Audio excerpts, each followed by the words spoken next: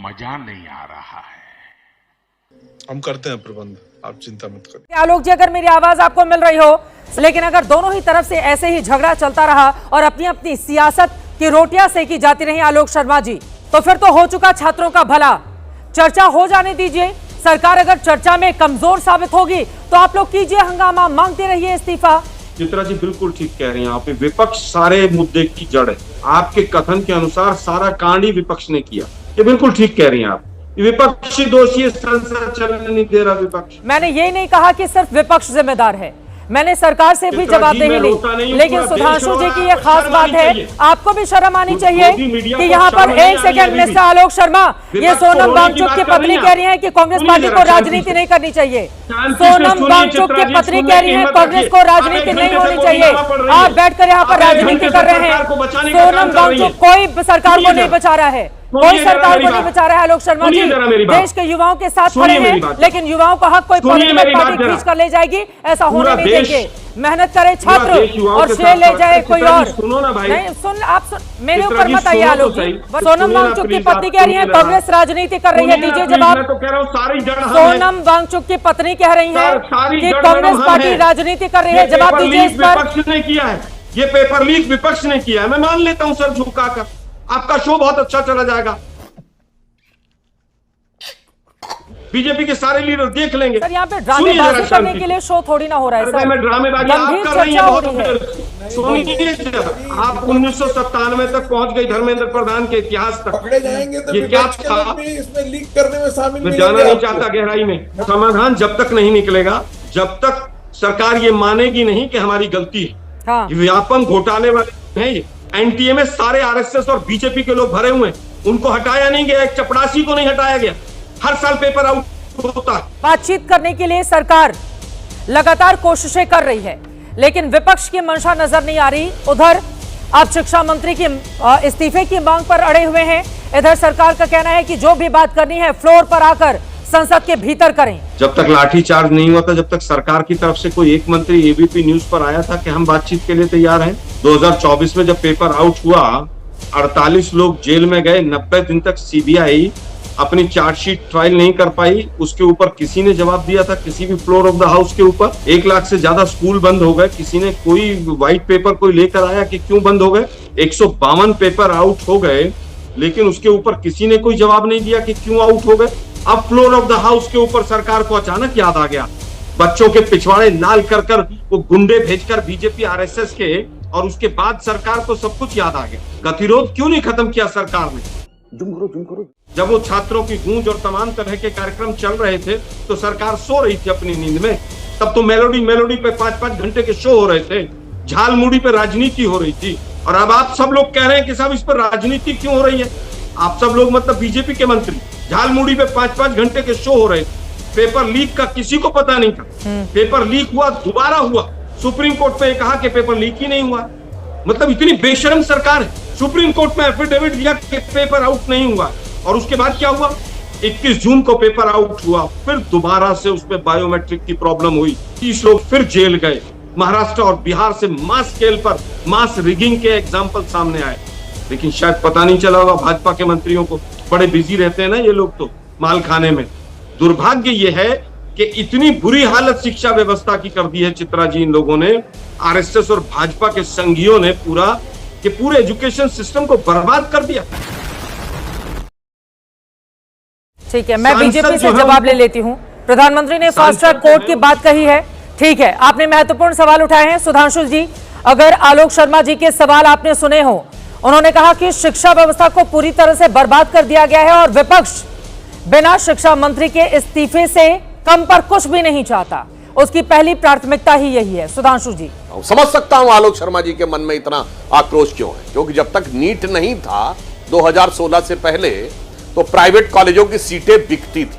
Under graduate की 20 से 25 लाख रुपए से लेकर 45 से 50 लाख तक, और पोस्ट ग्रेजुएट मेडिकल की 50 लाख से लेकर 1 करोड़ तक। और दर्शकों से कहता हूं, जाके चेक करिए, 90% के मालिक इन्हीं की पार्टियों के नेता थे, जो उन्हीं बच्चों के दम पर सैकड़ों करोड़ रुपया पर ईयर कमाते थे। जब से मोदी जी नीट लेके आ गए, तब से स्थिति क्या हो गई कि सामान्य मध्यम वर्ग सामान्य निम्न मध्यम वर्ग के बच्चे को, जिसके लिए कल्पना से परे था कि 50 लाख रुपए 1 करोड़ रुपए देकर वो एडमिशन पाएगा, अब उसे एडमिशन मिलने लगा।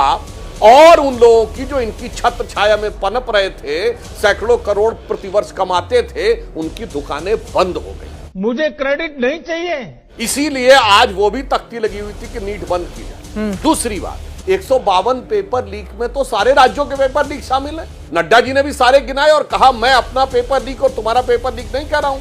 ये राजस्थान के 19 उसमें शामिल है कि नहीं, ये ना राहुल गांधी को समझ में आता, ना आलोक शर्मा को, और ये भी नहीं इनको समझ में आता है। इन्हीं की सरकार के समय में राजस्थान में अजमेर से जयपुर तक किसने पदयात्रा निकाली? सचिन पायलट ने, और कहा 19 पेपर लीक हुए हैं और मुख्यमंत्री मजाक बना रहे हैं कि मैं जादूगर हूं। और उन्होंने कहा मेरे पैरों के छाले फट जाएं मगर मैं नहीं मानूंगा। और हुआ क्या? सचिन पायलट और उनके विधायकों के खिलाफ देशद्रोह के मुकदमे दर्ज हुए। कोई भी पता कर ले जाके, सचिन पायलट और इनके अपनी पार्टी के विधायकों के खिलाफ मुकदमे दर्ज किए। तब न राहुल गांधी के अंदर कोई बात जागी ना कुछ। ये मुझे बता दें आलोक शर्मा जी, छात्रों के हित के लिए हमारी सरकार चिंतित। प्रधानमंत्री जी ने बहुत स्पष्ट कहा है कि अब दोषियों की सजा के लिए भी फास्ट ट्रैक कोर्ट का व्यवस्था की गई है। मगर मुझे ये बता दें कि मोदी जी का लास्ट डे, इसका नीट की व्यवस्था से क्या कनेक्शन? आप कह रहे हैं राज्यसभा में 267 के तहत, 267 का मतलब होता काम रोक के चर्चा करो। अरे भाई जब चर्चा करेंगे तो काम अपने आप रुक जाएगा। नहीं नहीं नहीं, काम रोक के चर्चा करो। चलो मान लिया। अब मैं इनसे चुनौती से पूछता हूं, हमारे माननीय सांसद भी बैठे हुए हैं, जब कोई चर्चा होती है चाहे लोकसभा में और राज्यसभा में, अंत में उसका जवाब कौन देता है?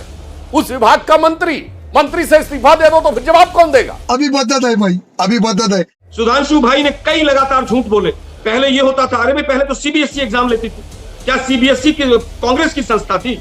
एनटीए एक एनजीओ है।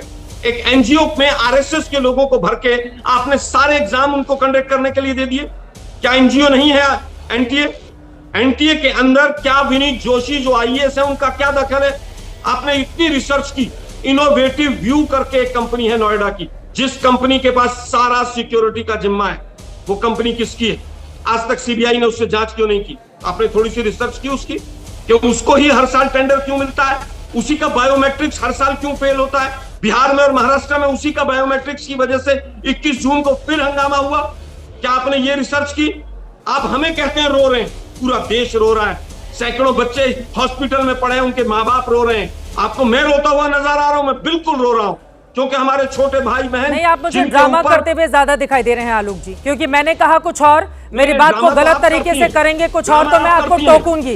मैं आपको टोकूंगी आलोक शर्मा जी, मैं आपको टोकूंगी आलोक शर्मा जी। और ये छात्रों को बरगलाना नहीं है, हमें रास्ता निकालना है ताकि शिक्षा का सिस्टम ठीक हो सके।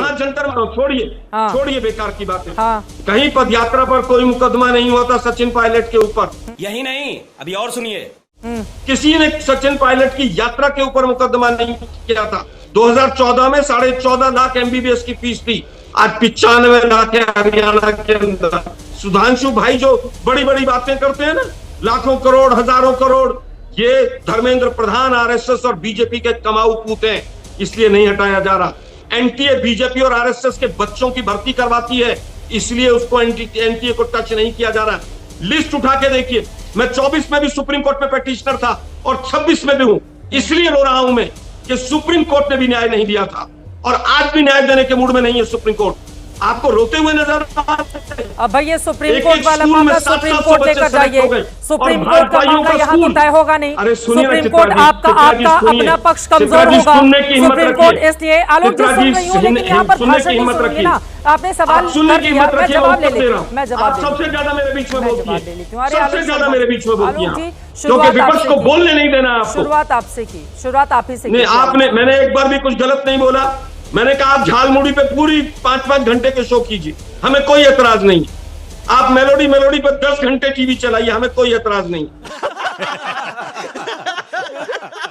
अभय कुशवाहा जी, सीधे आपके पास आते हुए, पूरे मामले में पॉलिटिक्स ज्यादा हो रही है क्या? बजाय इसके कि छात्रों के हित की बात करें, यहाँ श्रेय लेने की होड़ मची हुई है राजनीतिक दलों के भीतर। ये जो आंदोलन है, इसमें कोई राजनीतिक पार्टी, ये राजनीतिक पार्टी, किसी भी राजनीतिक पार्टी का ये आंदोलन नहीं है। ये आंदोलन देश के उन तमाम छात्र छात्राएं और युवाओं का आंदोलन है। और जिस तरह से इस आंदोलन पर सरकार ने 30 तारीख को 20 तारीख को प्रोटेस्ट था, और जिस तरह से बर्बरतापूर्वक छात्रों के साथ लाठीचार्ज, आंसू गैस किए के गोले छोड़े गए, इसकी जितना निंदा की जाए कम है। और चित्रा जी, आप समझ लीजिए कि ये जो आंदोलन है देश के अन्य राज्यों में भी फैल चुकी है। कल पटना में भी प्रदर्शन हुआ, वहाँ भी प्रशासन ने लाठीचार्ज की, वहाँ भी बर्बरतापूर्वक छात्र छात्राओं के साथ, युवाओं के साथ व्यवहार किया। आज महाराष्ट्र बंद है, प्रयागराज में प्रदर्शन हुआ, बनारस में प्रदर्शन हुआ, बहुतों जगह अन्य राज्यों में भी। तो ये जो आंदोलन है, ये आंदोलन पर सरकार को स्पष्ट करना चाहिए। और हमारे सुधांशु चर्चा क्यों नहीं कर लेते आप लोग सदन के भीतर? सरकार तो यही कह रही है ना, नीट पर चर्चा को तैयार है पूरी तरह से। सड़क पर तो नहीं, अब सड़क पर तो सब कुछ बनेगा नहीं, उसके लिए आप लोगों को चुना गया है ताकि संसद में बहस हो, हम चर्चा के और लिए छात्रों के हित के लिए काम करे संसद। मैं चर्चा के लिए तैयार, आपका तो हम लोग सुनते ही रहते हैं, हम लोग का भी कभी सुन लीजिए। बोलिए बोलिए। ये एकदम साफ साफ है पूरे विपक्ष का भी, और देश के छात्र छात्राएं और नौजवान की ये मांग है कि सबसे पहले शिक्षा मंत्री का इस्तीफा हो और उसके बाद हम विपक्ष चर्चा में बैठेंगे। और सुधांशु जी कह रहे थे कि सदन में जवाब कौन देंगे? मंत्री, जब शिक्षा मंत्री ही इस्तीफा दे देंगे तो कौन देंगे? सदन के नेता कौन होते हैं? सदन के नेता प्रधानमंत्री जी होते हैं। सदन के नेता हैं, नेता जवाब दें। लेकिन इस्तीफा के साथ साथ हम सब विपक्ष चाहते हैं कि सबसे पहले धर्मेंद्र प्रधान जी का इस्तीफा हो, उसके बाद ही चर्चा। एक सवाल मैं और आपसे ले लेती हूं, उसके बाद मैं संगीत रागी जी फौरन आपके पास आऊंगी। जब मैं ये पूरे खबर को लेकर कि परीक्षा लीक क्यों होते हैं, बार बार ऐसी परिस्थिति क्यों, मेरा सवाल सुन लीजिए, इसका जवाब आप ही को देना है। मैंने जब इसको लेकर बाकायदा डिटेल रिसर्च की तो एक जगह मुझे ये भी खबर मिली कि 1997 में ओडिशा में पेपर लीक हुआ था, 1500 छात्रों ने प्रदर्शन किया था। उन 1500 छात्रों में धर्मेंद्र प्रधान भी थे, जिनको बहुत ज्यादा चोटें आई थी पुलिस की लाठीचार्ज में। और पुलिस की लाठीचार्ज जिस समय हुई थी, कांग्रेस पार्टी की सरकार थी, जानकी वल्लभ पट्टायक मुख्यमंत्री थे। तब से लेकर आज तक बदला क्या? शिक्षा के नाम पर किन लोगों ने मैं छात्रों के साथ खड़ी हूं। खाओ मां कसम। छात्र जो कहें सरकार को एज इट इज मान लेना चाहिए, कोई किंतु परंतु ये सब नहीं होना चाहिए। मैं छात्रों के साथ, युवाओं के साथ खड़ी हूं। लेकिन मेरा ये सवाल है, धर्मेंद्र प्रधान का इस्तीफा मांग रहे हैं। धर्मेंद्र प्रधान तो खुद ही इस तरह के मामलों में लाठी खा चुके हैं कांग्रेस की सरकार में। और कांग्रेस की अभी जिक्र किया सुधांशु जी ने, जब राजस्थान में लगातार एक के बाद एक 18 पेपर लीक हुए, उसके बाद क्या हुआ? इसको रोकने की जिम्मेदारी तो हम सभी की है ना। अभय कुशवाहा जी, ये सवाल आपसे ही है। देखिए चित्रा जी, जिस बात का आप जिक्र कर रहे हैं, निश्चित तौर पर 2014 में माननीय प्रधानमंत्री जी और भारतीय जनता पार्टी एनडीए गठबंधन किस नारे के साथ सत्ता में आई है? लवणेन भोज्यम। सत्ता में आई कि महंगाई हम दूर करेंगे, बेटी पढ़ाओ और बेटी बचाओ का नारा दिया। ये तमाम नारों के साथ, जिन नारों के साथ वो आई, क्या उन नारों के साथ देश के हित में कभी खड़ा होने का काम किया?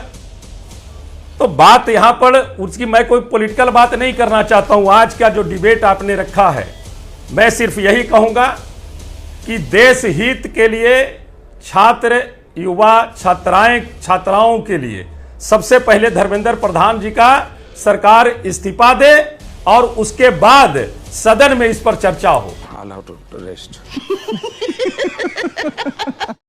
मजा आया।